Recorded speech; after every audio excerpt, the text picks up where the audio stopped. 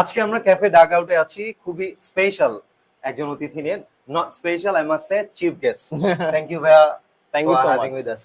My pleasure. ভাইকে just 15টা question করব, একদম র‍্যাপিড ফায়ার কোয়েশ্চেন। ভাই কোনো ডিপ্লোম্যাটিক আনসার দেয়া যাবে আচ্ছা আচ্ছা ঠিক আছে, আমি দেখিনি এই কোশ্চেন গুলো হালকা। আচ্ছা, অলরাইট।